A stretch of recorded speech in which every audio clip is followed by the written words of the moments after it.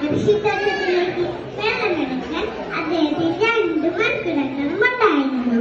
അദ്ദേഹം എന്നും വീടിനടുത്തുള്ള പുഴയിൽ നിന്നും വെള്ളമെടുത്ത് കൃഷിക്ക് നനയ്ക്കുമായിരുന്നു. ഒരു ദിവസം വെള്ളമെടുത്ത് വരുന്നതിനിടയിൽ ഒരു മൺകുടം താഴെ വീണ് വിള്ളൽ വന്നു. അദ്ദേഹം അതിനെ ഒഴിവാക്കിയില്ല. വീണ്ടും വീണ്ടും അതിൽ തന്നെ വെള്ളമെടുത്ത് കൃഷിക്ക് നനയ്ക്കുമായിരുന്നു. കൃഷിയിടത്തിലെത്തുമ്പോഴേക്കും കുടത്തിൽ പകുതി വെള്ളം മാത്രം ഉണ്ടായിരുന്നുള്ളൂ. ബാക്കിയൊക്കെ വിളയിലൂടെ പാഴായി പോകുമായിരുന്നു.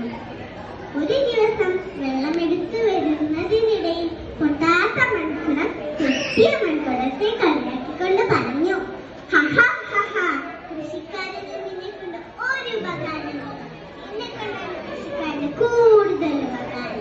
അധികം വൈകാതെ യജമാനൻ നിന്നെ കളയും. എന്നിട്ട് പുതിയൊരെണ്ണം വാങ്ങും. അത് കേട്ട പൊട്ടിയ മൺകുടത്തിന് വിശ്രമമായി. ഒരു ദിവസം വെള്ളമെടുത്ത് വരുന്നതിനിടയിൽ പൊട്ടിയ മൺകുടം യജമാനനോട് പറഞ്ഞു, യജമാനനെ യജമാനനെ, എന്നെ ഒഴിവാക്കി പുതിയൊരെണ്ണം വാങ്ങിച്ചാലും എന്നെക്കൊണ്ട് നിങ്ങൾക്ക് ഒരു ഉപകാരമില്ലല്ലോ. യജമാനൻ പറഞ്ഞു, ആര് പറഞ്ഞു എനിക്ക് നിന്നെ കൊണ്ടൊരു ഉപകാരമില്ലെന്ന്? ഞാൻ പറഞ്ഞുകൊണ്ടിരിക്കും, എത്രമാത്രം ചെടികളും പൂക്കളും പച്ചക്കറികളുമാണ് എന്റെ വീടിലൂടെ പാഴായപ്പോൾ നിന്നും ഉണ്ടായത്. ഇതെല്ലാം നിന്നിൽ നിന്നും പാഴായപ്പോൾ വെള്ളത്തിൽ നിന്നും ഉണ്ടായതാണ്. പൊട്ടാത്ത മൺകുടത്തേക്കാൾ എനിക്ക് ഉപകാരം നിന്നെയാണ്.